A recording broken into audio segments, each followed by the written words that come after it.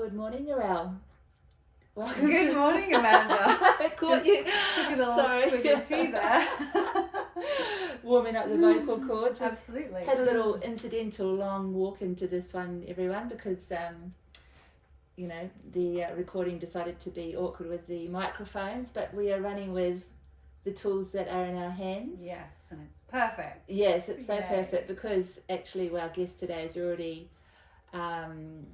shared with us something that's quite exciting around freeing out her communication skills, which I'm particularly excited about. Yes. And so we're going to introduce Dr. Toni Reilly, who's joining us today. Thank you for coming into the studio and sitting with us. I'm excited to be here. Yes, so good to have you here. I'll do a little formal introduction so everybody knows who you are, or a little tiny snapshot of who you are. So Dr. Toni Reilly is the founder of the Toni Reilly Institute and creator of SoulLife courses and resources, where she has pioneered specialised counselling services, intertwining traditional psychology with intuition and metaphysical healing. I love it. Yes. Her groundbreaking approach has helped hundreds of people heal from past life and generational traumas, making her insights and experiences perfect for compelling radio. In addition to her Scotland adventure, which she's recently travelled back from, Dr. Toni has attended the world-renowned Arthur Findlay College in London to further explore grief, loss, and the afterlife. Her dedication to bridging the gap between science and spirituality makes her a leading voice in the field. Oh, I am so here for it. Yeah, so honoured to have you here today to just share you. It's fantastic. Thank you. I'm excited to be talking about it. It's one of my favourite topics. Oh, well, yeah. We've dive in. Yeah, let's dive in. Let's just get in there and Excuse ask the me. question. How did your awakening begin, Toni? My awakening, it started, I feel like it started or exploded around the time I was in my mid-30s, and I was, or probably in the lead up to that, when I started to think about what's going on here and who am I? Not that I probably literally thought, who am I? But I was thinking, geez, someone said to me that my husband's sign squashes me. It was a reader. I used to go for readings once in a while with my friend, and certain things that I've heard in my life, I don't remember much, but some things just stick in there. Yeah, and because of that, I started observing it, and I thought, I'm a shadow of myself, as I used to be. And so that probably happened in my probably late 20s. And It's a big realisation to have, isn't it, that, that you're a shadow of yourself, and where did yourself disappear to and you don't notice? You don't notice because it happens so gradually until you go, wow, where did I go? Where have I been? Yeah. And I think that's actually why I left. I felt so oppressed. And I also knew I was aware enough, who knows how, to know that I did it to myself and that it wasn't his fault. Yeah. That's a beautiful thing. Beautiful. Yeah, to kind of be able to make a choice that's that courageous, but also take into accountability your own role in the dynamic. Absolutely. I think that's something that a lot of people, it takes them a long time to reach that point where they're willing to look at their role in it, and it's always about us. But I think people don't understand what that means either until it actually happens in their process. Everyone kind of that has to that go it was through all their about own. them, as opposed to all the people that we blame. It's way easier to drop into victim and pointing the finger but it's always us, right? So that radical self-responsibility that you took very early on, what a beautiful shift. Absolutely. It was huge. And I found it a paradox because it was completely liberating. I felt free. And on the flip side also, there's a lot of trauma that goes on around busting up your family, and my husband he's actually a very soft person, so it's like you have to live with the fall out.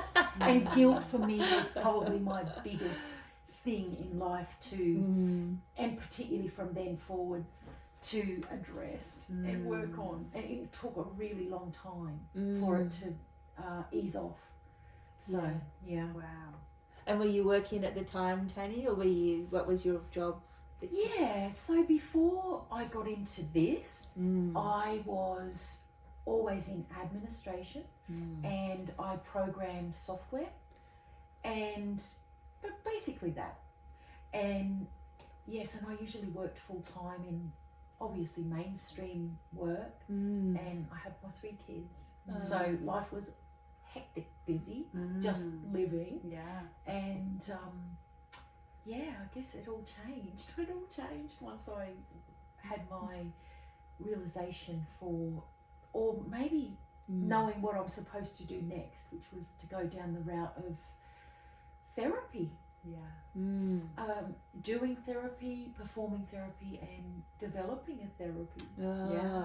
So basically, like that decision that you made to leave the relationship, you chose to receive therapy for yourself as a healing process. Yes. Well, to be honest, I did seek out a counsellor. I never thought about counselling before. Didn't really ever occur to me that I was fucked up. It never did. Yeah. It really didn't. And I was like, oh, I've never thought about that before. Yeah. But of course I was so messy in self-worth and that kind of thing.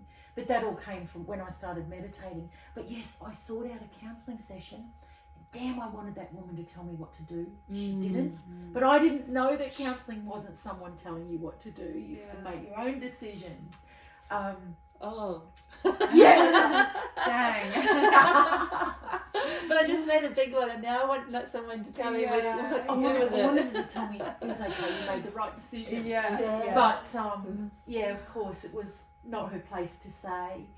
But I feel like all of the things that I did like that were just observations, well, obviously of myself, and then of, how do we work this into other people's lives? But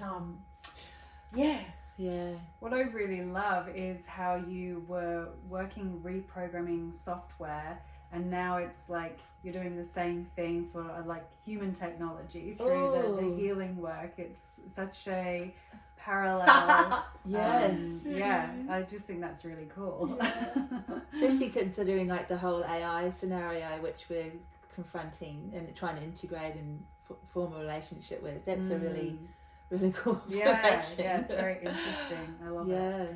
AI, this is jumping a little bit, but I have to tell you because it's coming into my mind. When we were in London, my daughter surprised me with tickets to the ABBA. There's an ABBA show over there where they're holograms. Oh no! Wow. I so wanted to see it because I'm like, Wow. I love ABBA. They were a big thing when I was a little girl. It was like literally they're standing on the stage. And they've got the other musicians and things around them, but wow. so AI, whoa! But actually, you could just slightly tell that maybe their mouths didn't move like they used to, for example. But it's ever so slight. That's insane. I didn't even know that was a thing. Insane. Yeah. Oh my goodness. Yeah.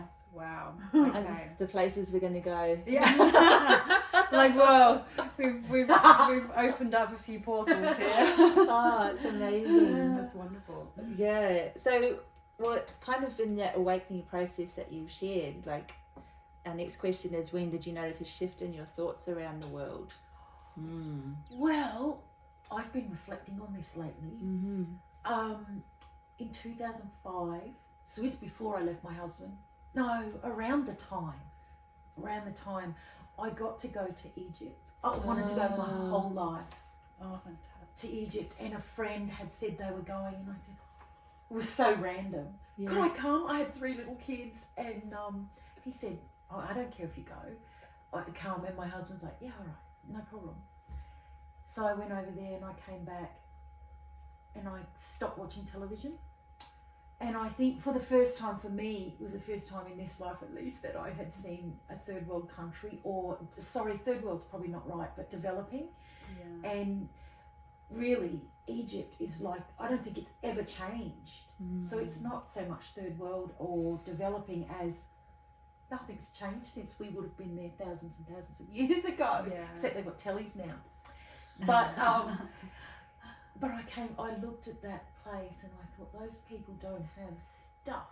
They just have whatever they're wearing, and they're calm.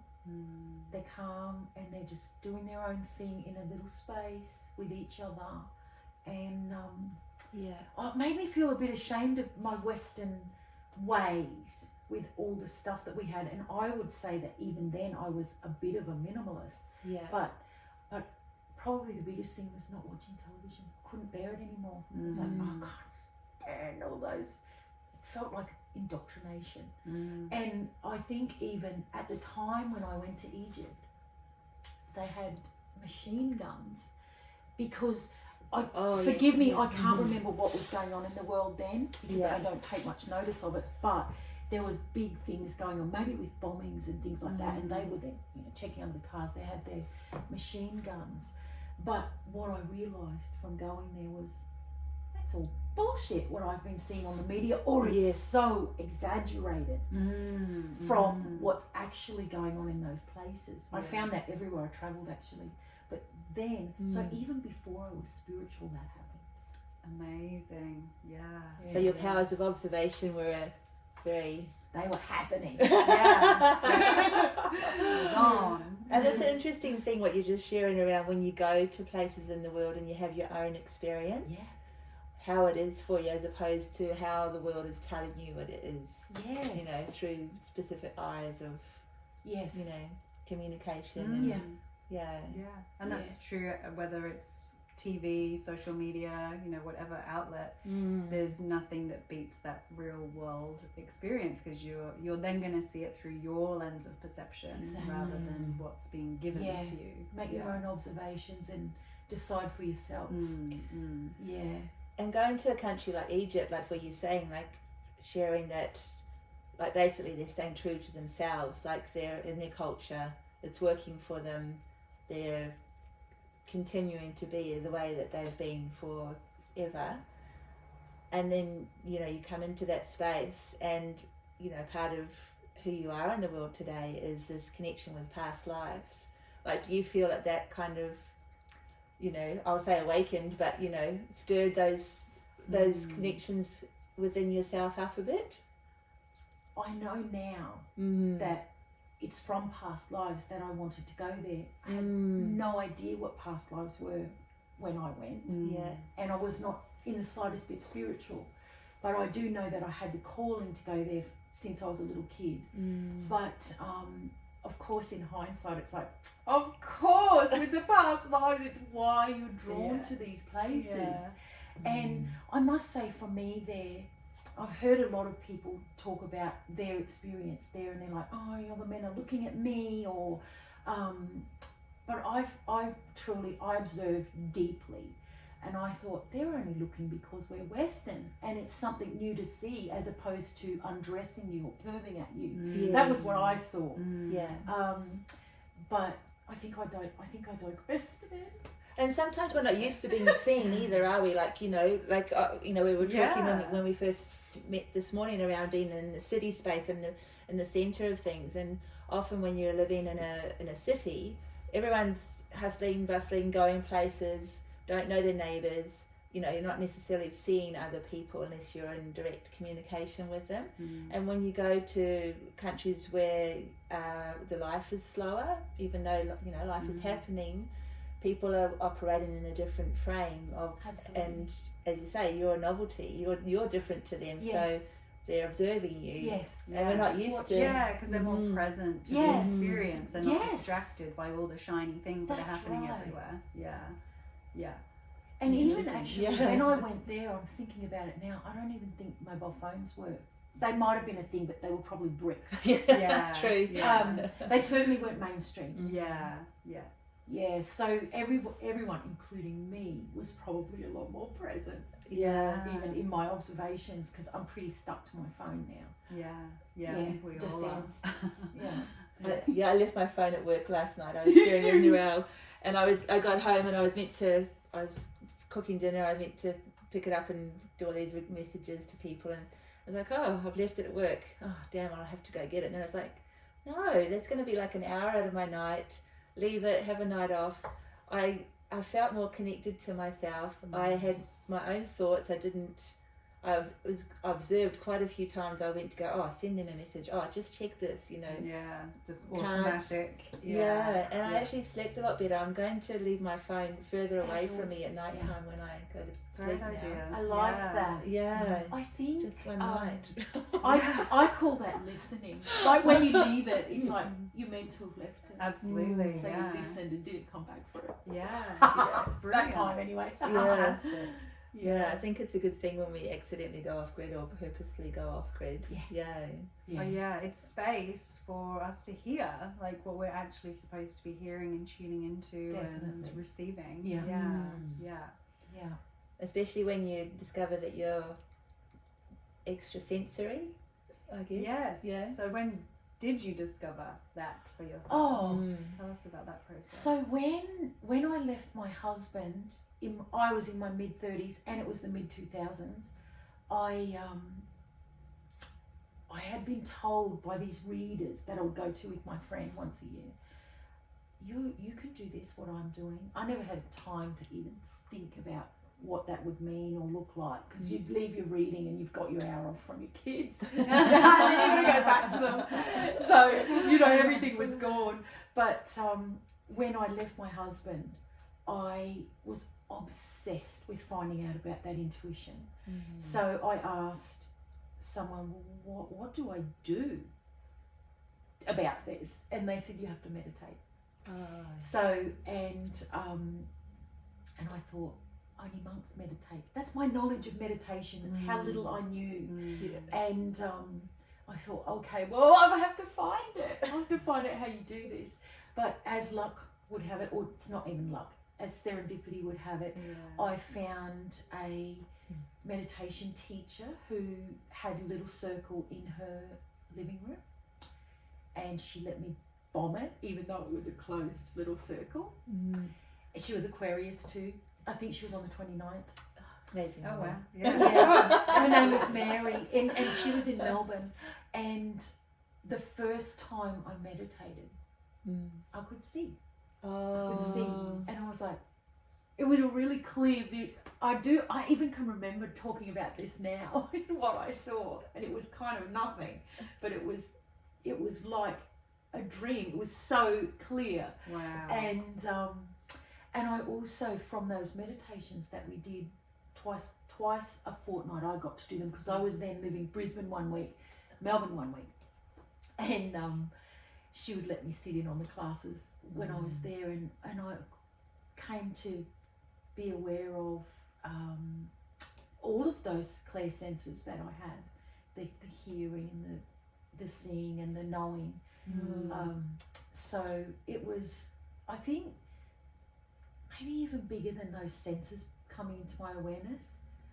That's when I realised I was messy. The meditation showed me, it was so visual for me back then. When I would meditate, I could see, and it was like tarot cards would come to life in my meditation, but they were pretty much then showing me about my deep worth or lack of it.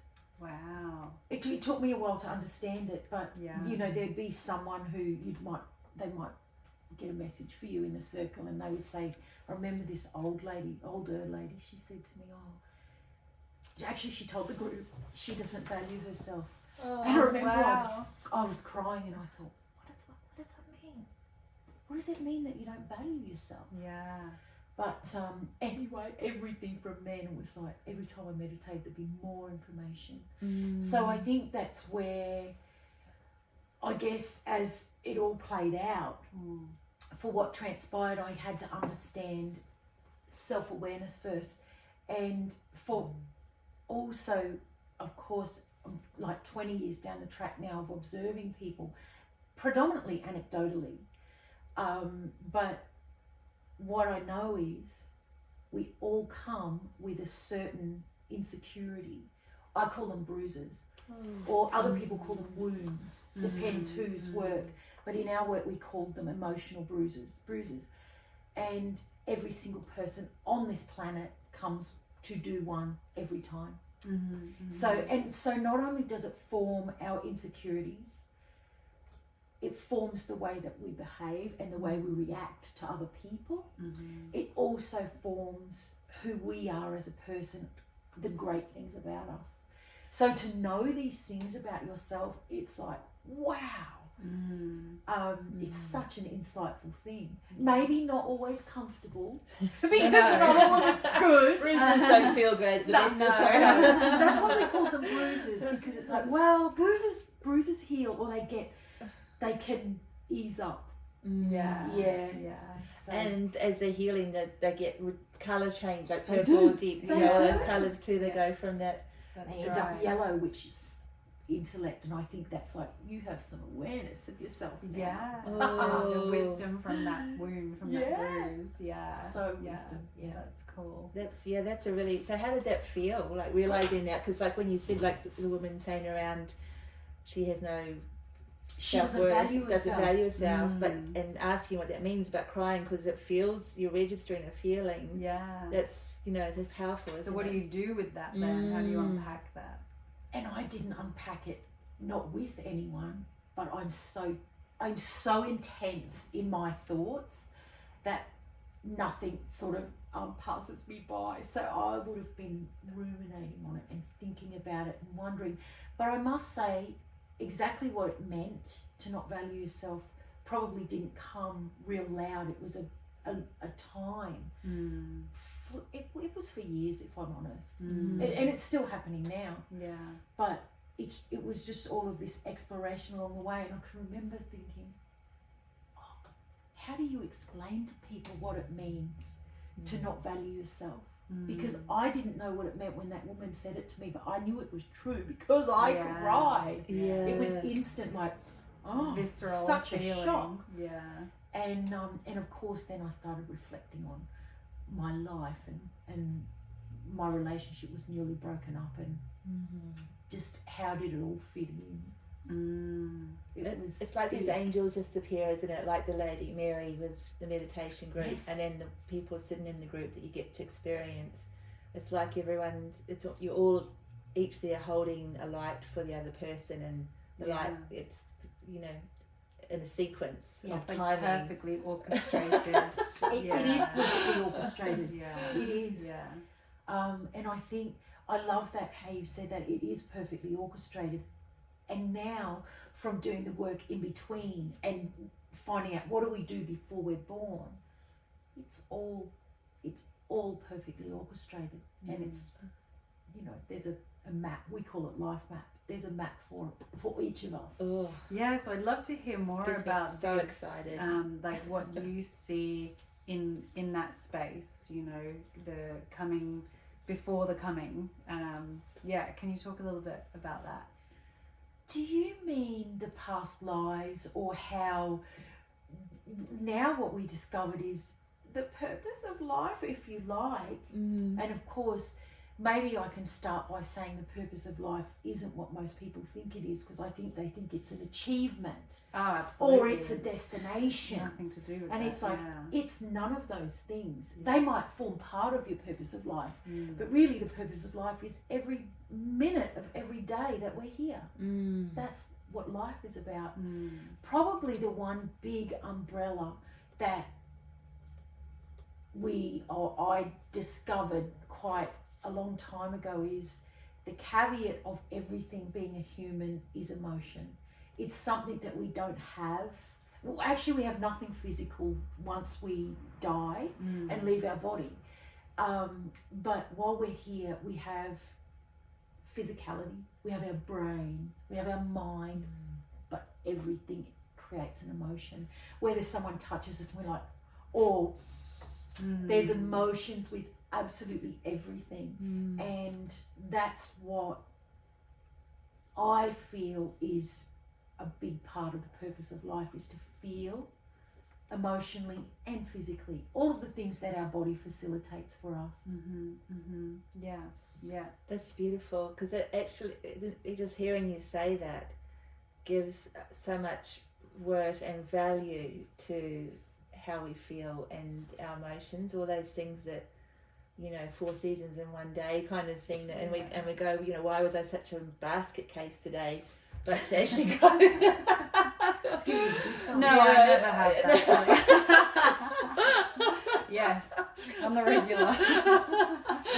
It really makes it feel so much more. And Amanda, real. I think that Why? a lot of the time, particularly in maybe more mainstream types of therapy, it's like you have to regulate your emotions. You have to this, you have to that.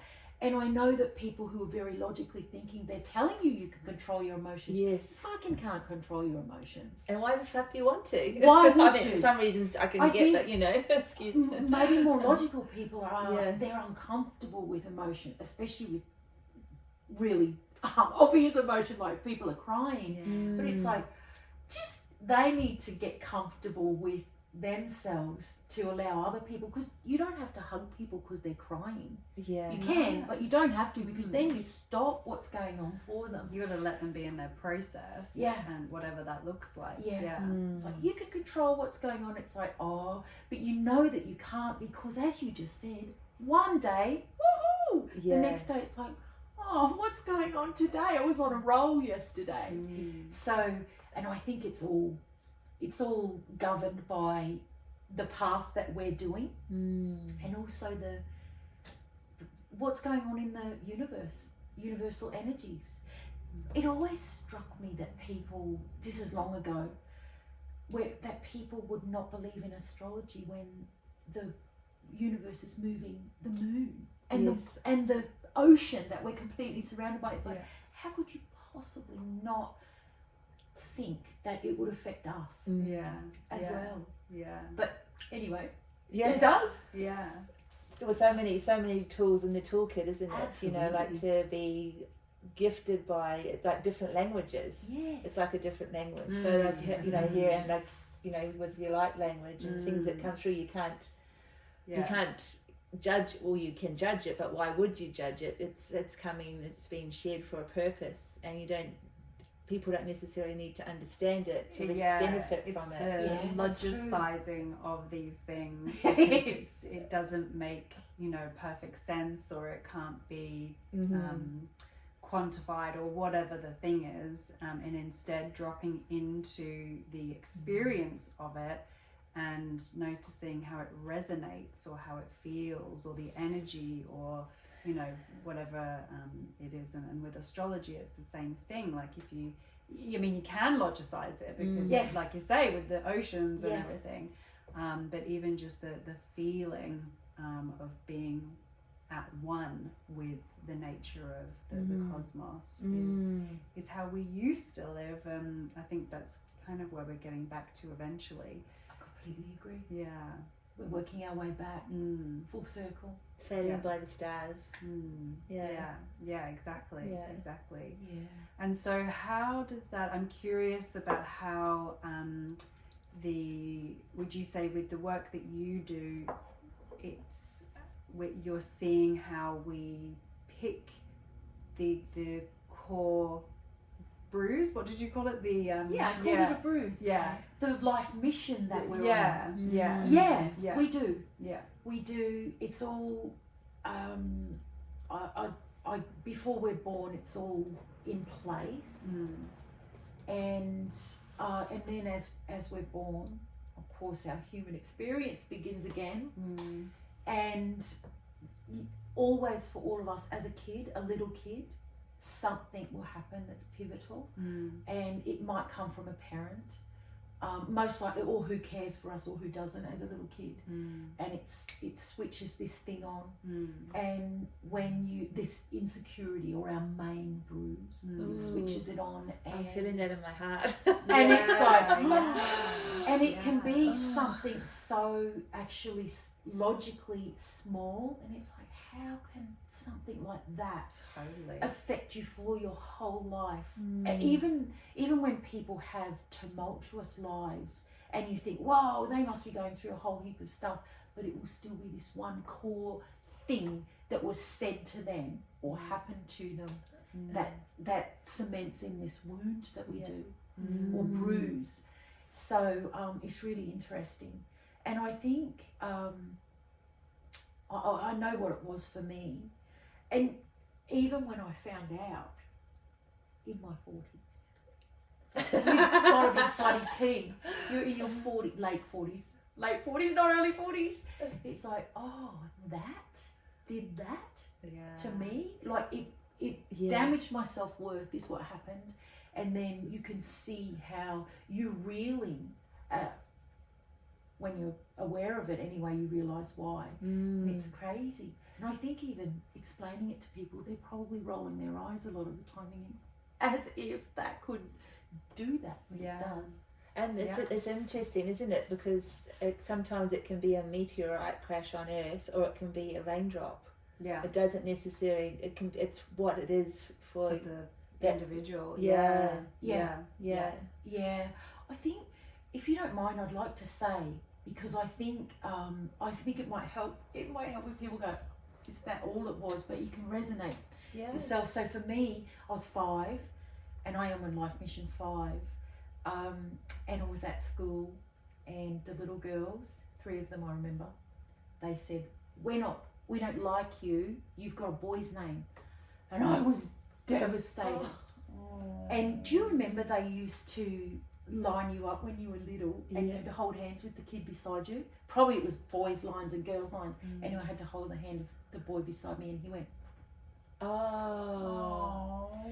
And then I went into the class, and I sat at the back, and I was crying. I couldn't not. And that lovely teacher, she probably did the worst thing possible. She got me up out the front, put me on her lap. Oh no. And she said, I remember lying. She said, "What's up?" She was so sweet.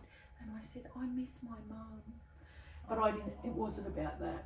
Yeah. And it probably took me into my 40s to realise that this thing had damaged my esteem. Because I thought what happened from that moment forward is I thought, there's nothing right with me. So I compared myself to those kids, and I thought, oh, that one's got brownie coloured skin, and of course I was very white, she had olive skin, and I thought, for the rest of my life, or as a teenager more so, I thought my life would be complete if I had that coloured skin.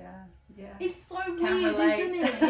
Yeah. And it's like, something's wrong with me. Of course there isn't, but that's what I recognise. It's where you start. Yeah. Where your esteem or your worth starts to get damaged. And where we're comparing ourselves and not having the awareness that the other person is acting out from their own bruise. Of course. You know, to even be doing that in the first place. It's that's right. It's, you know, it's I was holding my breath listening to you share that, because we're so vulnerable as children. We're so full of joy and want to belong and being part of, hey, we're lining up this, and then to be rejected, it's just so open to the wound, the bruising, isn't Absolutely. it? Yeah. It's like bumping bruises. Bumping bruises everywhere. That's a good one, bumping bruises. And I think what's interesting is, this is associated with guilt as well, which was something that we spoke about before that was huge for me. Anyone who's listening that has a great deal of guilt will have this similar wound, but there's one that we call humiliation. And so when you reflect back to this, your thing that happens when you're a little kid that affected you, and in my case it was that thing at school, and I thought, oh, okay, did I feel rejected? Well, yes, I did.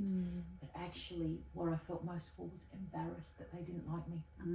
I was ashamed of myself, and I didn't tell my mum. I never told her. I think my mum she was like, "You never told me that," quite recently. Yeah. And I said, "Yeah, Mum, I didn't want to tell you. I felt ashamed that they didn't like me." Yeah. So, anyway, these things, and of course you get on with your life, as we do. From probably, not long after that, these things happen, you just go along. But the way that you behave from there is going to be kind of set. Yeah, And the face that you show. And I think it's really important. Thank you for sharing your story, because I think a lot of people are kind of like, you know, nothing majorly traumatic happened to me in my life, so I kind of, you know, I should just get on with it. I should, you know, snap out of this, whatever the thing is that they're feeling or thinking. And actually, probably while you were sharing the story and talking through it, a memory would have popped up from childhood of like, oh, is there something there for me? And it, you know, something just tiny, like a little grain of sand that just rubs and rubs and rubs and rubs and rubs, and eventually, you know, you've got to take care of it. So I think it's really important to be open to, you know, the things. And I think also for me, because I know on my journey I felt for a long time, I'm like, that something terrible must have happened for, you know, me to be dealing with this unworthiness stuff and whatever. And it was almost a relief to go, oh no, like it wasn't anything terrible. It felt terrible at the time, but it all it was is, you know, just a one small, and then, you know, a series of small events that triggered that wound or that bruise. That's it.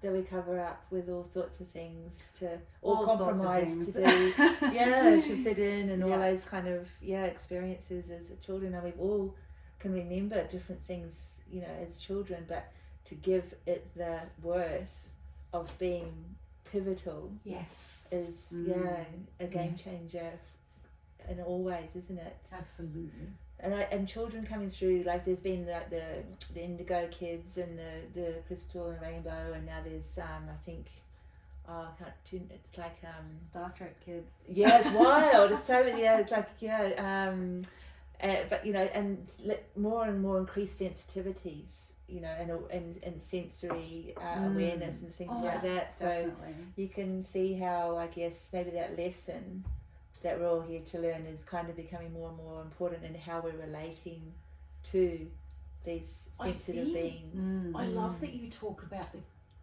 new kids. So from 2000,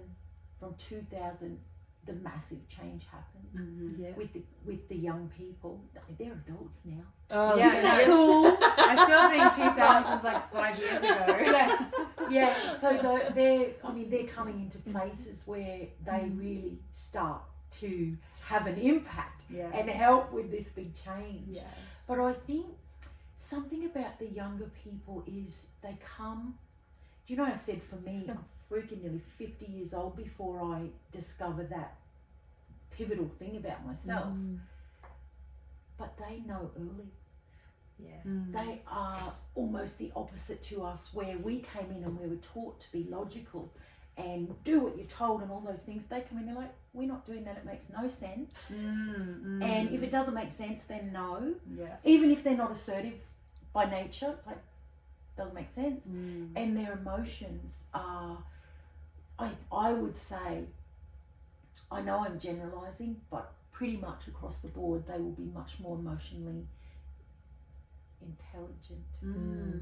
Because they are very sensitive. So they won't be the 50-year-old that's just getting it. No. But they probably more need from us to be a little bit more logical on this planet. So that's the way I see it with the numbers in our studies, is that they're from 2000, they almost come in to do a bit of an opposite mission. Oh, exciting. Interesting. And they're wonderful. Lots of people don't, lots of people, I think, who are very in the old ways or logical, they say a lot about the young people. It's like, oh, they're just so wonderful. Do you ever speak to them? Sometimes I don't know how to speak to them, because it's like they're so different, and or they're too confronted by that they're not having respect for me, or whatever those things are, which come from our bruises. Those reactions. But the young people, absolute gold. This is a bit of a digression as well, just before we move on to the next question. Do you feel like this is why the neurodiversity is such a big thing in society now, like awareness around that? You know, and there's lots of reasons why you can sort of logically credit why these things are happening, and that's a whole different subject, we won't go there, but it's happening in society, you know, that because there's, you know, across the spectrum of neurodiversity, there's so many different layers of sensitivity and ways of seeing things. And I feel like 100% the neurodiversity that we are seeing, and probably it's always been here, it's just that it wasn't recognized. It's part of the shift, and it's extraordinary.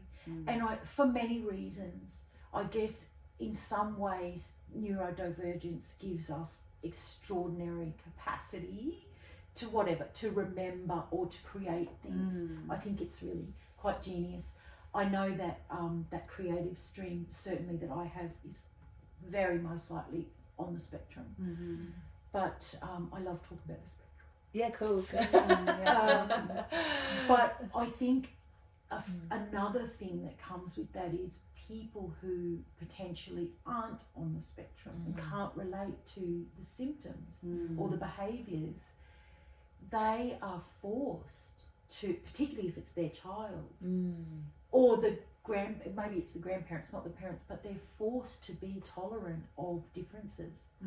So I think, because the spectrum's, it's a wide spectrum, it's a big spectrum, but yeah, I think the older generations are a little bit forced to be more tolerant, even if that's through family love, which is a thing, part of the human experience. But yeah, I love neurodivergence, and I think for people who are and maybe haven't felt like they fitted in, they usually find themselves in these arenas. Just saying. And later they come on and it's like, oh, all of that separation that may have been felt, or not fitting in, it comes to play later, and it's so fulfilling.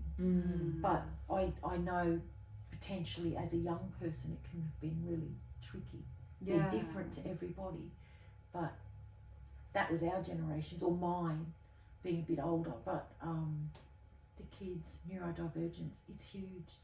Every day now it's being talked about, even the adult neurodivergence, discovering ADHD and all that. And it's like, it's even in my family lines, it's so obvious that it's there.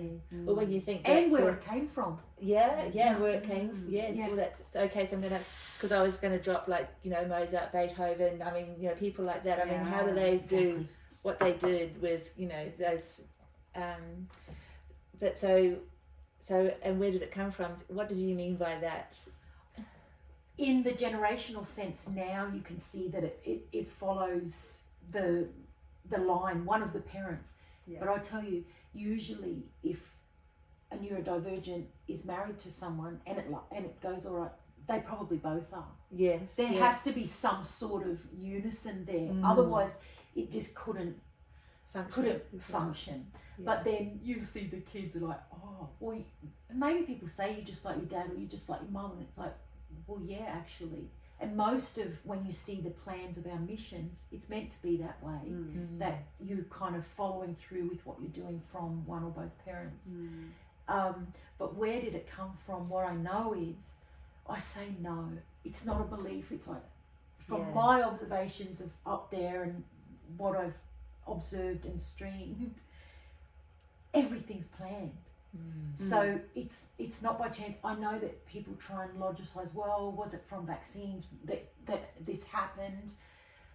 It's, aside from any of that, it's meant to have happened, because it plays a big role in humanity evolving. It kind of doesn't matter how it happened, because it's all, everything's playing its perfect part. That's vaccines, the shitty food, the chemicals in the air, like all of that. It's all perfect part of the orchestration. So the orchestration, So it's not about the judgment of the things, it's about the learning and improving and moving forward, but embracing what has come of the things and moving forward with that as well. If it was going to be different, it would have been different. And so it's a tool for our evolution, really. Absolutely.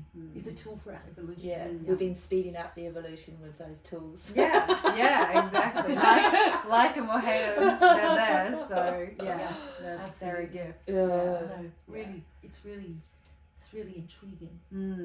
Yeah, so this kind of brings us into the next question: is what kind of things have happened or are happening to you or for you? So when you're sharing around, like observing and streaming, like obviously your gifts or your purpose, your who Toni is learning and expanding and evolving on who you now see yourself as. How is that creating things in your life that are continuing opening it up into more of this? That makes sense. This is what's dropped in.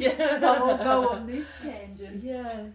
I think part of discovering probably neurodivergence in myself was, I'm going to talk about this because it's part of my super strong stream, but when I probably particularly noticed it when I had my kids, is I'm off with the fairies all the time. Well, that's what they would say. Mum, mum, mum, mum. But of course I'm involved in something, I couldn't hear them. And they would have to, maybe say it 10 times and they got sick of it. And I used to think I was stupid or really dumb. I'm dumb. And because I left school when I was 14, but I actually was put up a grade. But it never occurred to me that probably was pretty clever. But I daydreamed through school. I barely remember it. Yeah. And the things I do remember from school are the relationships or lack of them. That's what I remember. But what's happened for me, I suppose, in this whole process of understanding yourself is I realised that these perceptions that you have about yourself, or in my case about me, of being stupid and dumb and a daydreamer, they're actually the opposite to those things, and they provide this extraordinary stream of flow. And I know that I couldn't have done what I did unless I was this way. So because you're writing and stuff's coming in all the time, and this, I guess, deep observation of it, and trying to and making sense of it as well through a lot of my clients. I was observing them as well, and of course my kids and family and myself. But I think what's happened now is it's all kind of in place as a bit of a therapy for not just me, for everyone. And the goal would be to get it into school when the kids are little, so that we can, people are talking about suicide prevention and stop the bullying, stop all this, and it's like you don't really get to stop those things. They're part of that individual's life. Yeah, it's part of their mission. But I think if we can help kids understand who they are, young, and understand these emotions that they feel, and it's okay, then what it does is it builds tolerance for the other kids and for each other. And I think that even if the parents don't quite understand it, if we start with the little kids now, they will become parents who then will naturally be teaching their kids, I guess, tolerance of others or awareness of self. So I think I digressed from the question, but so that's where. So you mean like meditation as a thing for, or that understanding of? I mean, meditation could be wonderful and probably works so well for them because they are sensitive. No, but I think literally knowing, understanding on their level about their emotions, what it means, what causes them, who they are, what's their character, what's your personality like, because there's things about us when we're born that we can't change. So it's like, get to know what they are and get good with it, because that's who you are this time. And then the other stuff that we can change is what our reactions that these bruises cause us to do. Those things we can change as we become aware of them. So I think if we can show kids that in a way that's appropriate for them, then I feel like it'll have a huge impact in the evolution of things. Yeah, starting from the ground up. Yeah, definitely. start from the ground up. Yeah, rather than having to unpack all Yeah, the we have stuff to unpack later. Yes, Yeah. our Yeah. generations had to unpack later, Yeah. whereas it's like, no, give it to them from the start. Yeah. With a few more scars and things attached to our bruises. That's it. Yeah. That's right. Yes. Yeah. So then, okay, so kind of you're seeing it as a bit of a life mission for you, like to share Yes. So how do you describe who Toni is in the world now? Like, let's give a little bit of context to that, Well, because that's a good question. yeah, Okay. That always messes me up, that question. yeah, it's a big It's like, one. who are It's you? a little one, but it's a yeah. Yeah, it's a little big question. Who am I in the world now?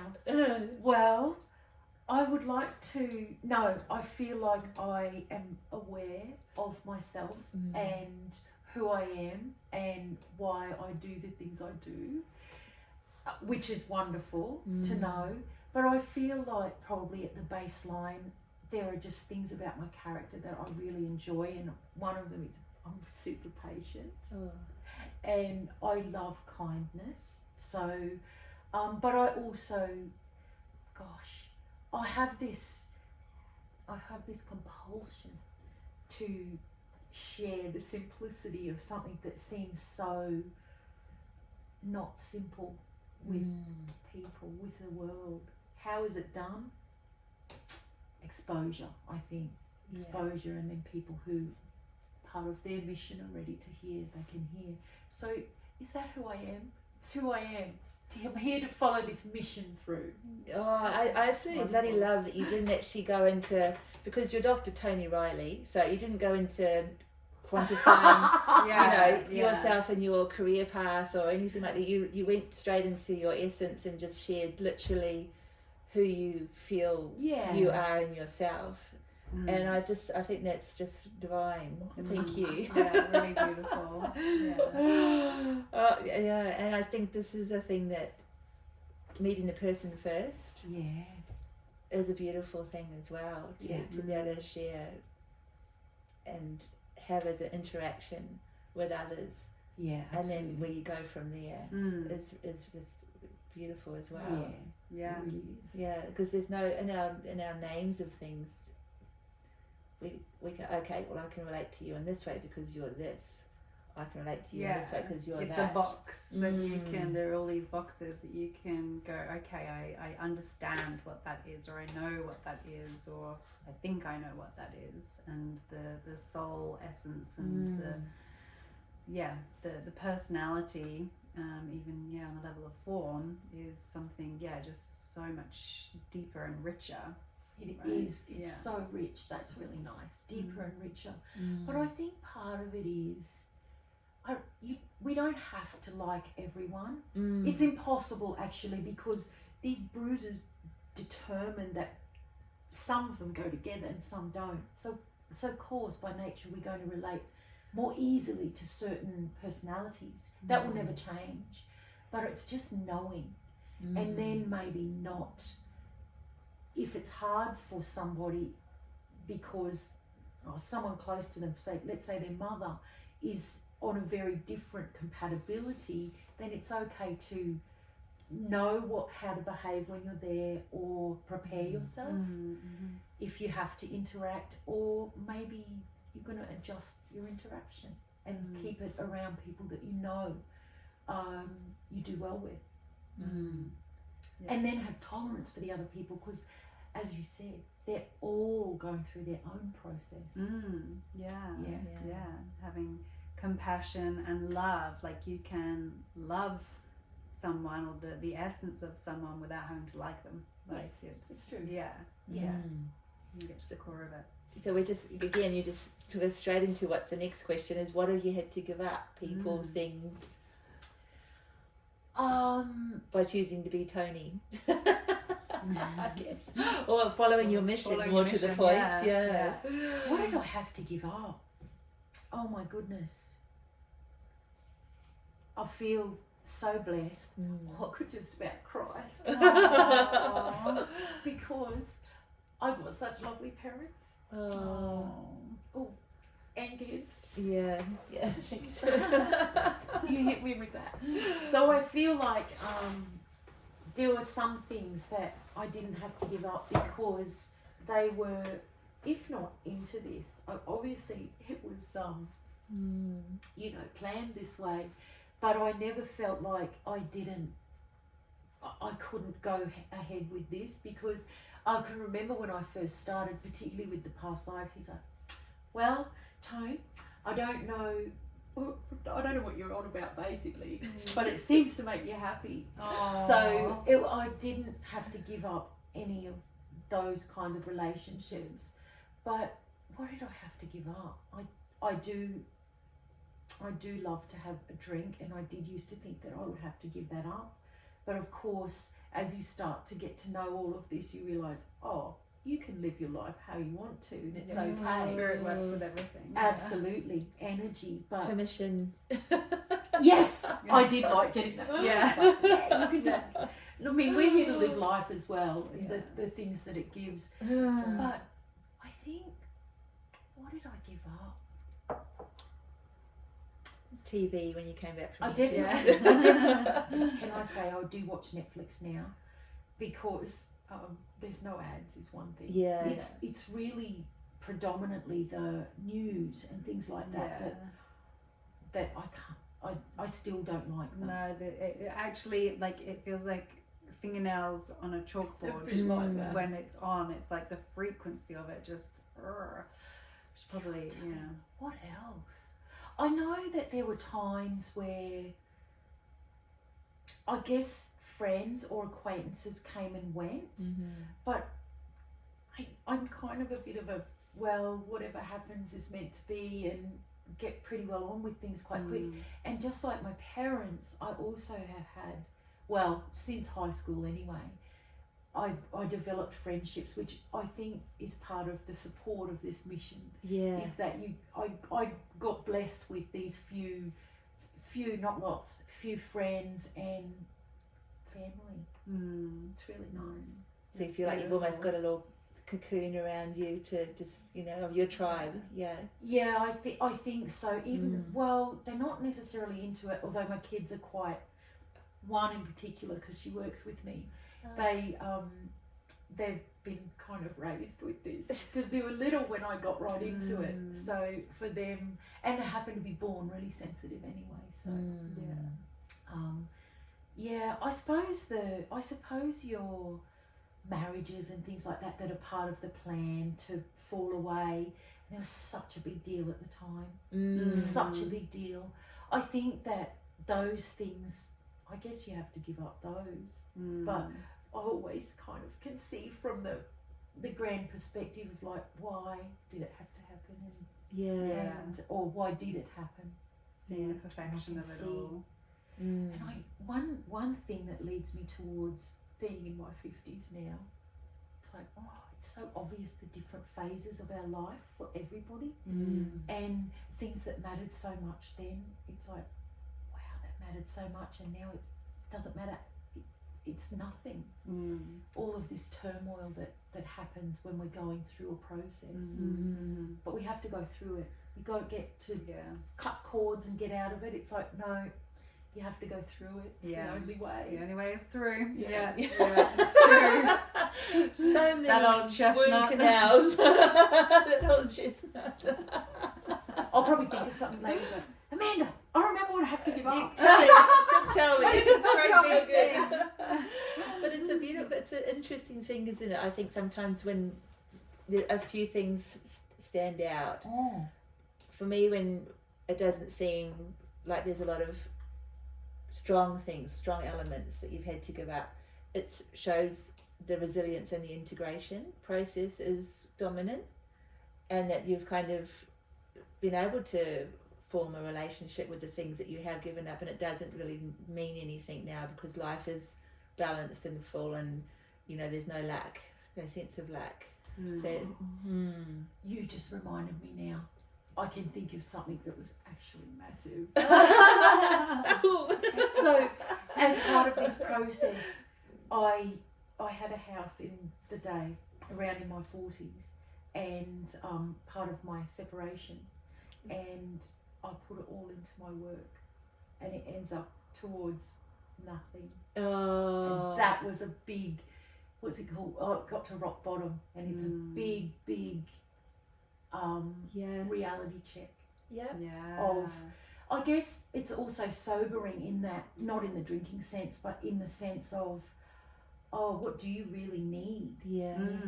Financially and those kinds of things. But still, it went beyond where I literally went home to live with my parents. But I guess the beautiful thing for me is I was welcome. And I know not everyone is, or not everyone's dynamics have that, but that was huge. That would have been big. And although, and I still knew, it's like, this is really hard. And it was like, I know I've got to do it, but gee, come on. Heaps. That was really hard. And this is another, sometimes a thing where we go, why is this happening to me in one moment, but in the other hand, it's like, well, I was backing myself, but did I read the situation wrong? It's a process of discovering what that actually really meant, isn't it? It's really hard. It's like, was I listening to myself? Like, did I miss a signal or a sign? And it's like, no, this is all part of the journey. Like, you have to go through it. But when you're in it, that questioning, that doubt, that fear comes up. So, and I think a lot of people, I mean, you hear, like, you know, in the world of consumerism, you know, people, I sold my house, you know, we lived in the warehouse. Well, I'm thinking of one person in particular that's got a big company and now is on Shark Tank and all those things. You hear the story. You know, and we, you know, I backed myself in the business and it nearly failed, and then it came back, and now, you know, happy ever after kind of thing. And there's those stories, but you know, there's a lot of stories where we follow our dreams and we do all the things that seem logical, but actually are also, you know, I think the conversation now around timelines, like sometimes my dreams, I feel like I'm having a life in these dreams, and I wake up the next day, I go, did that actually happen? Or, you know, is this, and I think some of these big choices, these pivotal choices we make in life are very evident dreams or very evident timelines where it feels so certain in ourselves that we're doing something right. But then we have an experience, and that's also right. You know, but it's hard. It's hard. Because the human feels the emotions. They do. Yes. That's the fun part. So we'll see what happens here on in. Exactly. And you know, the story's not over. No, the story's not over. I think it's probably reached a point where things are literally really grounding in and kind of getting ready to take off. So it's been a long process. Do you know, I always thought it's about to happen. It's about to happen. I don't think lots of amazing things did happen and have happened, but I think everything runs its course and feels like it's getting into the time now for it to really take hold.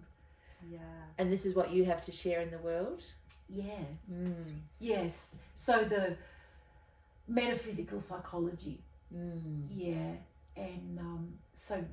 putting that out there and getting that out there, it's really tricky to find something that's palatable, because as much as I understand it and you would understand it, I think for mainstream people, and they're the target, it's hard to find ways to express it so that they're not being like, what the fuck are you talking about? Or it's too floaty, or it's too fluffy. So there's a bit of be very simple and straightforward and like you say, palatable. Perfect. So all of that's probably just the final thing now is, what do we call it? It's been called a few things over the years, and we've tested and tested and tested. But soon enough. And is it a modality? Is it a program? It's a bunch of modalities, right, and programs that make up this. It's a diploma at the moment, and it's been called SoulLife Coaching, but it's metaphysical psychology. So it's a thing of, it has counselling in it, but everything's intuitive. Intuition first, so that the person is really trusting of their own intuition. It's everything. And yes, it has counselling, and it has life map. We call the process, which is numerology based, where people or a therapist or a person can work out what their mission is, and what the hurdles are, and their amazing character, all of those things. And we teach bruises, we teach all about them. And the main therapy is based around past life regression, but it's not just past lives, it's so much more than that. We called it recall therapy because if something's troubling someone now, and it was from when they were bullied when they were 3, or what Dad said when you were 4, then they remember there. So it's like we want to go to the core of something that's going to make your life better now. So that's why we called it recall, because people, although it started as past lives, people would go past lives, home, in between, maybe a bit of a planning stage for here. Very humanised what I'm saying there, but I think humans need it to be a bit humanised to relate. And also the other thing that happens in recall is they can visit passed over people in the spirit world. Or in the afterlife, which of course is super healing for people who are grieving, or even who may be feeling guilty about things that were left unsaid, and it doesn't even have to be dark. They might just want to say hi and have a little oh, you're okay up there. So that's beautiful. So people are coming to you for all of that, because they're stuck in life, or they're having relationship problems, or perhaps they do want to, as you say, speak to somebody who's passed. They might want to speak to someone who's passed. So, of course, there's many brilliant mediums out there. You may be yourselves. I don't know that for sure yet, but my feeling is you are. But I think mediumship in the traditional sense is the most extraordinary thing that people can do, but it got such a bad rap. Same with the psychic abilities, and I think all of that's what we're here to undo now, and what the kids will take as, or the young people. It's so natural to them that it's not weird and it's not scary. It's just energy.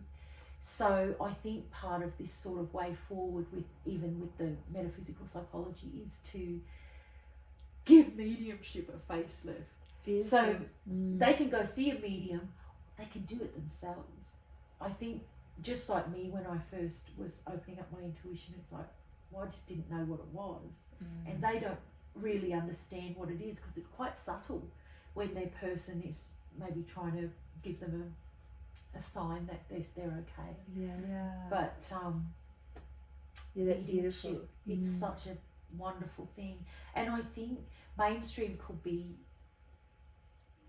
It's the challenge. It's the mission. So it's about, part of what we're working on with Shezi as well is presenting all of these things to people without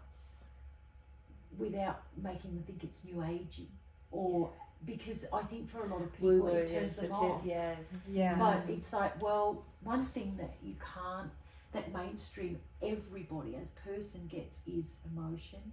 So we know if we've lost someone and we're feeling really sad. So it's about calling to their losses, actually. Losses, maybe they lost their mum or a child, or these kinds of things that make people actually. One thing I discovered also within this process was that grief is the pivotal changing point in all of our lives. It's as part of the human experience, but I call it the gateway to wisdom, because generally it's the first time that people will go, why am I here? Why did this happen to me? And they start to soul search. Yeah. So it's really, as awful as it feels, it's like, it's actually a real amazing gateway to a new you. And it's that perfect, something is ending and something else is beginning. It really does bring that beautiful open point for discovery. Yeah. Which is, just such a beautiful thing. It's nice to talk about it all in quiet theory like that. but what probably would never do is say that to someone in the middle of their grief. It's like, for them, they'd be like, it's so much bigger than that. So it's almost they have to go through the process and have this realization themselves. Definitely, yeah. And be in a point where they're ready to be open to that. Yeah. And some people, when they lose somebody, they straight away want to go see a clairvoyant or speak to the person that can, bring them their loved one. And other people, it's years of processing and just feelings. But I love what you just shared around a gateway to wisdom. It's really powerful. And so I think also just, we probably got to stop. No. One more thing. I think also people associate grief with death, but it's not just death. It's any loss in your life, and for some people it might be a pet, but for some people it might be the identity, which is what happened for me. It's like, oh my God, I lost myself in this marriage, and of course it's riddled with the emotional turmoil, but the loss of anything, some people it might be their health, some, or so many things that cause grief. And for maybe people who retire, they're like, if that day comes when I retire, it's going to be like this, and it's not. Or they move house, move country, and it's like, this is not what I envisaged, and it can create this grief and loss process. Yeah, that's a really important point to speak to. Thank you for bringing that in, because automatically you go grief, death. And it's all death, because that's what's happening all the time, death and rebirth. And so really honoring that space for our brains to go, oh yes, I am dealing with that, even though I haven't dealt with a death of a person in a long time, breakdown, or whatever. All sorts of things. Absolutely, it's everywhere, in everything. Sometimes even when we feel like we don't have a choice in what's happening in our life, because we're not identifying that we do have a choice, and the process of it's that feeling of like being out of control, I can't stop these things from happening, and the ego just freaks out. Absolutely. And I feel like part of the gateway to wisdom from grief is what people realise, probably for the first time, is you don't get to control your emotions. It's so strong when it comes in for whatever it was that caused it, or set it off, maybe not caused but set it off. Then I think it makes people more compassionate just by nature, because then they're like, oh, I used to think that you could just say to someone, get on with it, get over it. And it's like, then you realise, oh, it doesn't work like that. They couldn't just get over it. They're going through a process. Have these experiences that help us to realise we are human. And not this mind or ego, because come down to this place. Absolutely. Oh, beautiful. So as part of what you're talking around with your business I'll call it business, with your daughter and with Chezzy, you went recently to Scotland and England, and so we've been curious around, because Toni was away, listeners, in August, and part of being away was to go to Arthur Findlay College. Yes. Which sounds to me like Harry Potter, It looks like that. It looks like that. It just has magic. It's like that. So, Arthur Findlay College, I'll tell you a little bit about it. It's really exciting. But I first went in 2010, so it was a while ago, and I've been maybe 5 times. But this time it had been 12 years since I went. Wow. And I went because my daughter Coco wanted to go. She's also been once. And she's like, oh, Mum, come with me. okay. You go to school. Yeah, good. We're just mother and daughter going together. Yeah. So and of course Shezi came with us as well because she's completely fascinated and I guess being guided on her mission. So Arthur Findlay College, yes, it's been called Hogwarts. I don't think they like it to be called that, but it is like that. But it's not magical in the sense of they don't use tools, they just use energy.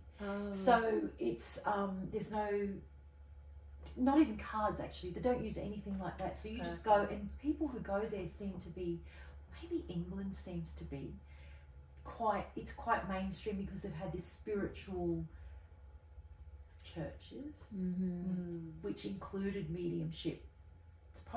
It's not exactly my thing, but anything kind of organized like that is not really my thing. But the actual way that they teach mediumship there, it's really about trusting the connection and not needing anything else. And I did notice it's changed since I was there, because obviously it's changing too, like everything else is getting turned upside down. But one thing I noticed when I first went there was they didn't have any inclusion of self-awareness in that, Interesting. in what they were doing or what they were saying. So they were very much about proving that you could speak to dead people. And so they would be like, okay, you're going to get this evidence, they call it. You're going to get is it the mum, is it the grandma? You're going to get who they were, their what they look like, what age they were when they died, how they died. So it was very almost clinical. Yeah, 3D kind of almost. Almost. Yeah. But they wanted, I think back in the day it was about proving to people that it could be done. But now, and 12 years later when I went back, no, it's evolved and they're much more about feeling and the heart space and talking to, as the medium, talking to the person about what their mum was like. Oh, this is the personality that your mum had, this is what I can feel. So it was much more beautiful. So I was very happy to see that evolution had or is in place.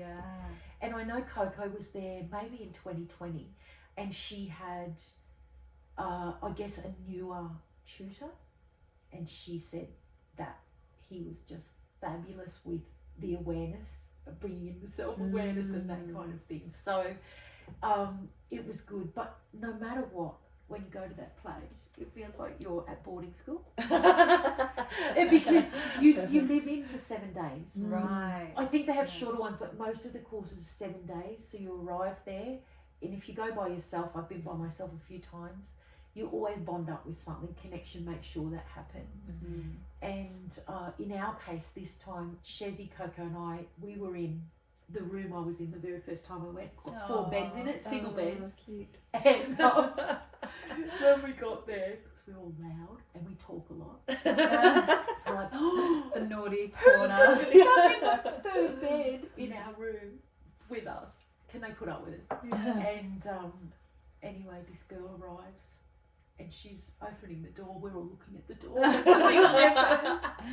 And she came in and she was so perfect. And so the bonds were just made, and she was younger like Coco and just wonderful. She was Irish. And we just had the best time. We met other people as well. So I think seeing that serendipity of how things do come together and how it's truly magical, and the bit of the mediumship zhuzh, you never really can probably sit in it enough. Yeah, so a little bit of like self-gifting yourself, a bit of learning / therapy / you know, like you said, zhuzhing, watching up the volume a bit on things where you're sitting and what's coming through in that space.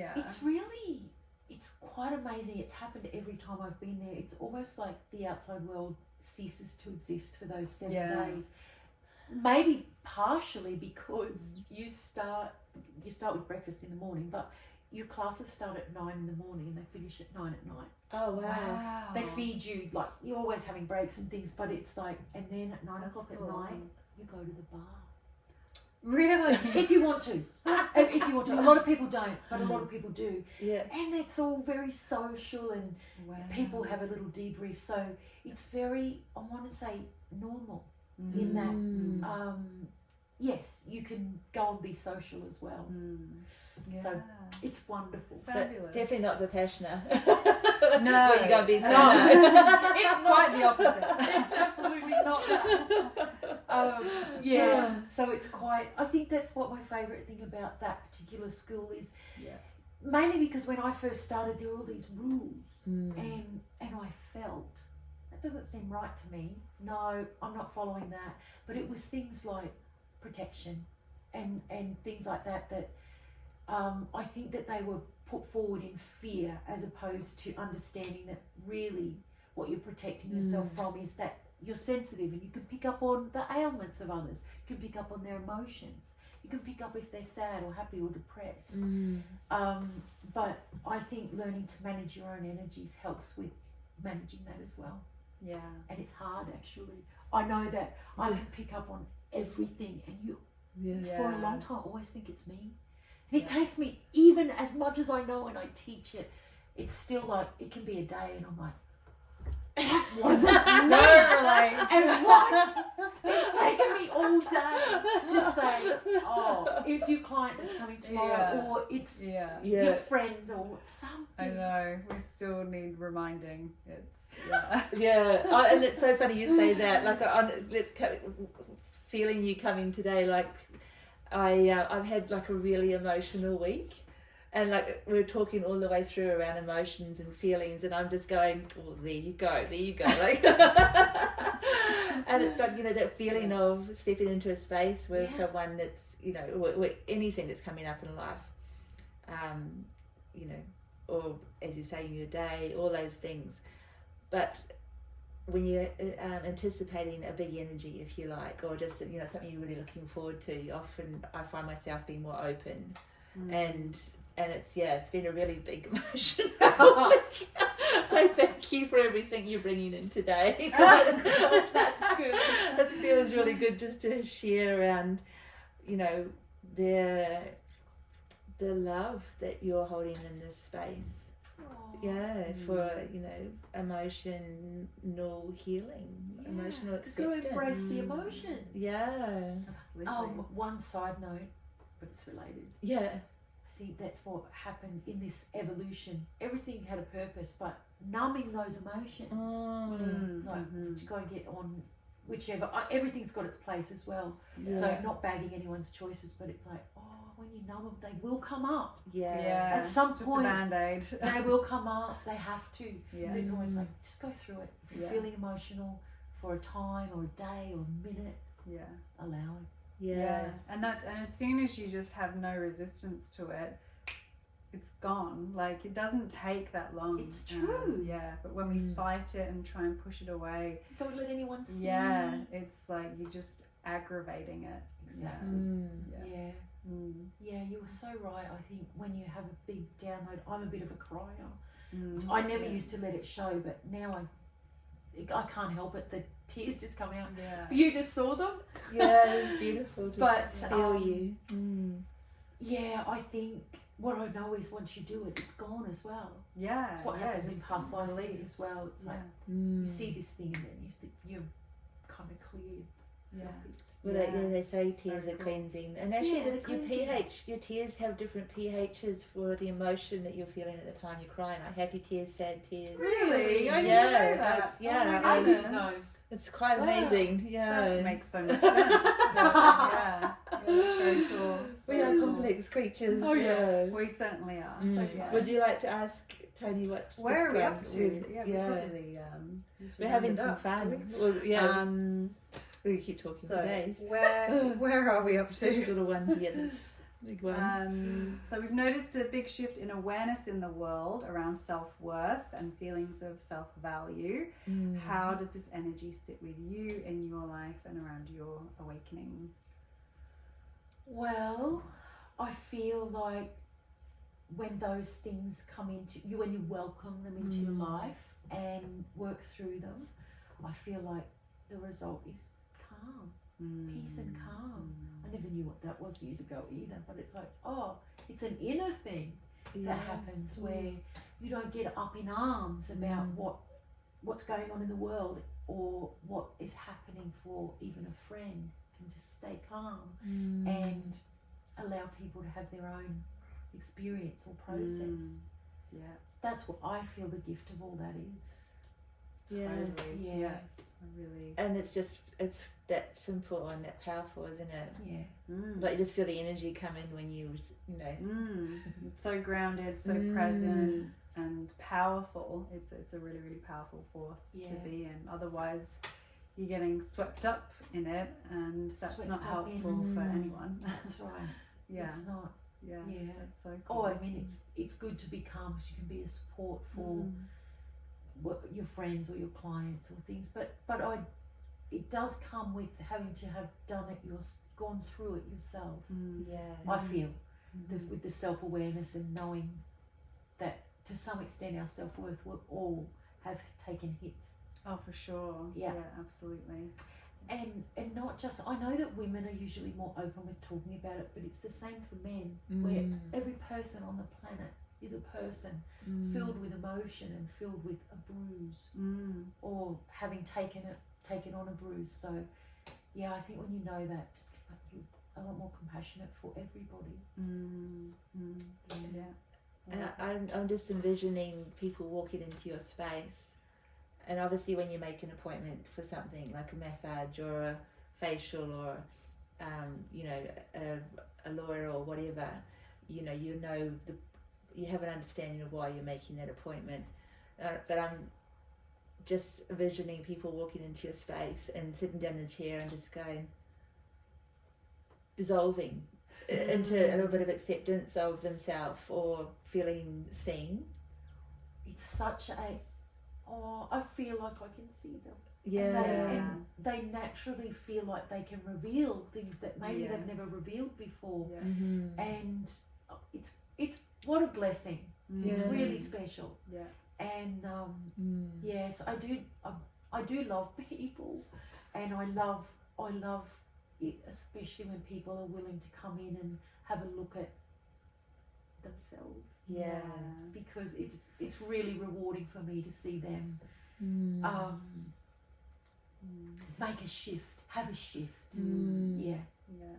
That just makes me want to ask because the one-on-one space it's so sacred and it is such an honor and a gift.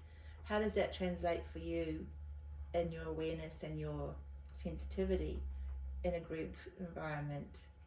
How do you correlate with that?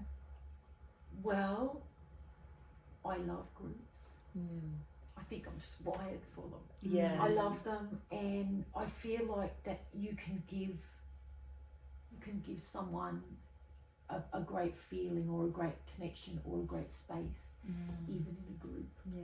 Because what I know happens in a group is the person they sat next to, most likely, is someone for them. So the connections happen not just with me in a group, but they will make their own connections. It's like, so the little threads are like weaving out. So groups I love, and also I work a lot on Zoom, if not mostly. Since 2017 actually. Oh wow. Been a lot of the time the work's been done on Zoom. I do love in person though. But it does work as well on Zoom. Zoom is great. Energy makes it doesn't matter. There's no boundaries. That's right. So beautiful. So what do you do now to support yourself with staying in the moment? Staying in the moment. Can I say I don't consciously do anything? Not you consciously. Can. But staying in the moment. I was going to say I'm probably in the moment most of the time because I barely have trouble remembering what just happened or what happened yesterday. Like I did say to my Mama, because she always says, "Oh my God, I'm going to get Alzheimer's." And I said, "Mama, it's living in the moment. Because you're not dwelling on what's happened before." So that I morning think I think that happens naturally by how my brain works. That you're pretty well just in the moment of whatever's happening at the time. Yeah. So you That's don't need beautiful. to walk or, you know, debrief yourself I in do any walk. way. Yeah. I do walk, and I have to say that's a lot of the time that my stream will come in, and I love that. Can I say I've never been much of an exerciser, but anyway, walking by myself, I get stuff through. And I love the way you call your connection, or, you know, The stream. stream. Yeah, that flow. Yeah. Mm. So yeah, I do walk, and I do have a glass of wine if I want one, and I don't mind a bit of socialness. Yeah. So people Big are, conversation with a friend, or somebody that I'm having a great conversation with. I like that. Yeah, That's a bit of downtimes. yeah. So being human, you don't escape from it. Embrace the humanness. Embrace it, or even cooking. I love cooking. Yeah. And I find that a lot of the time the streams gets really strong, but if you go and cook, it's like I feel like you're really in the moment then. And it's so grounding. Yeah, I feel like it's grounding. Yeah. So, and I love it. So it's Yeah. like, oh yeah, just chop something up to eat. Yeah. Nourishment, self-nourishment. Self-nourishment. I do eat pretty well these days.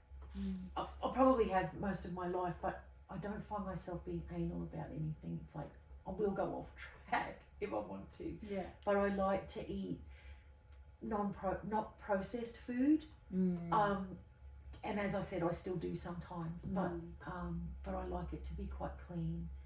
I think sensitive people react, and for some it might come out as eczema and things like that they're reacting to, or for me, and I'm quite vain. And it might have been menopause as well, but I started to bloat, and I mean really bloat. And so I had to start looking at what I was eating. And I noticed things that you would never think would bloat you were the culprit. And it was things like tomato. Oh wow. Fresh tomato with the skin and everything. Yeah. It was like, whoa. Interesting. Yeah. And there were a few things, so I've been trying to take notice of that, or otherwise be okay with walking around with my big bloated stomach. So you've been trying to serve your human body so that spirit has a temple. Yes. Yeah. That's right. Yeah, I love that. Yeah, and we do change. Like, I think my theory is that as our consciousness changes, our body changes. It does. Alignment with that, you know, and we become more respectful, I think, often of what our body, our temple requires. Requires, yeah. It's always talking to us. It's that intuitive eating, right? Like you can't go wrong if you're intuitively eating, and you know, if you need to eat the same thing 4 days in a row because that's what your body's telling you, then you just do that, or you know, whatever. Yeah. And on that note, I don't sleep. I wouldn't even like to say I don't sleep well, but I am awake in the middle of the night almost every night for a few hours. Yeah. And I know people would say, oh, you've got to sort that out. But it's like, nah, I can't make myself sleep. I'm awake. Yeah. And so I work. I don't get out of bed.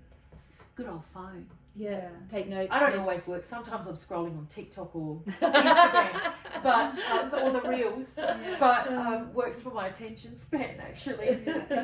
But you can write a lot on your phone with your thumbs in the night. It's like, I love my phone. Sometimes I can't not in the believe night, what I've but written. yeah. It's great. You can capture, you know, when everything else is quiet. There's no noise, and there's no one there asking you for anything, and so I've embraced it.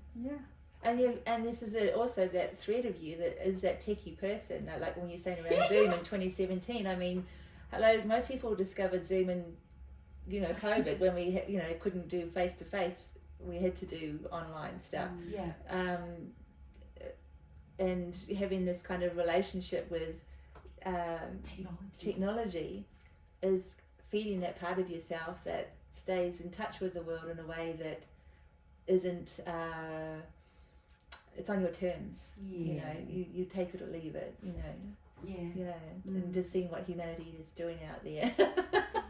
Yes, I love absolutely. it. Yeah. Speaking of that, so what does Toni see in place for the world? What do you see where we're going and what's happening for us? I feel like at fast pace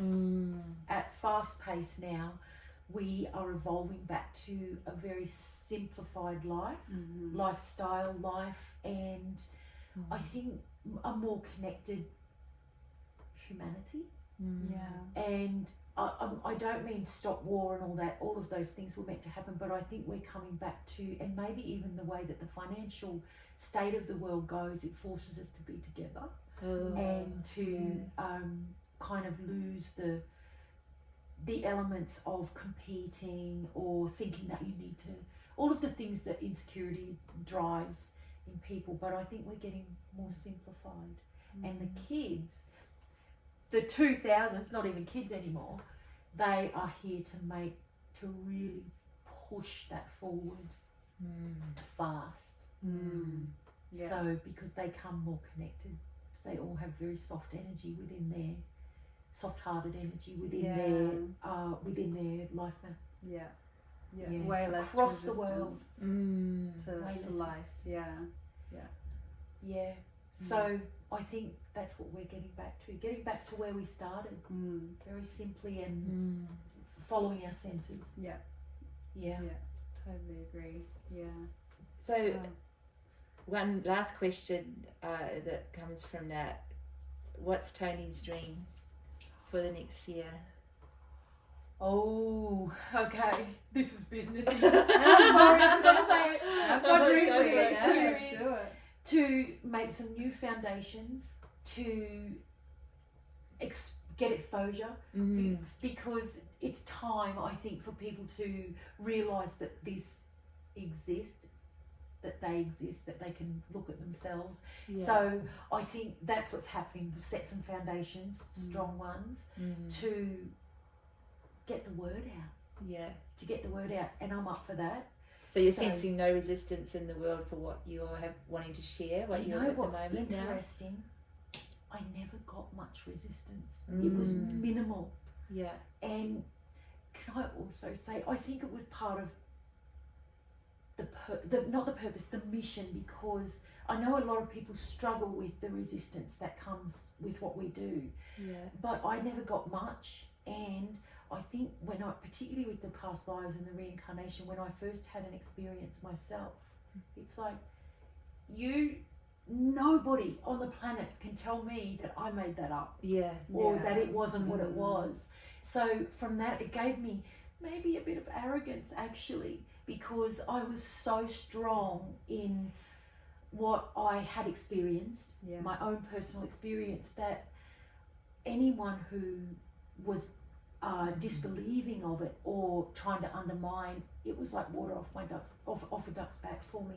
So, and I feel like that now going into the next phase, I think I actually welcome it. I don't mind. I feel like everybody has to start somewhere. And I also don't hold on to the fact that everybody has to change, because they won't. That it's not in their path at that time. So I think I'm good with it, and that's my dream, to just this year to really establish some foundations on speaking up, speaking about it around what you know to be true. That conviction just it's conviction powers through, and it's such a beautiful thing. Oh, it's exciting. Can't wait to see that happen. Ooh, thank you. I just can see all these people going, light bulb, light bulb, light bulb. So the trick is in how you're presenting it to them. And I actually default a bit to telling them how it works, but they don't care about that. They just want to know what could help me. So and when we go in with that as a bit of a baseline to reach the people, then we should be able to get them. All the doors open. Yeah. Oh, I wish you all the best in there. I can Yes. just feel it. Can't wait to see that unfold and expand. Thank you for and, having me. I've it's been enjoyed this so much. wonderful to have you here. Thank you. Yes, so we'll have much. all your links in the notes with on the podcast and the YouTube. Thank you so much, Toni, for Thanks, making the Mia. time. Thanks. Yeah, much love. Oh. Fantastic.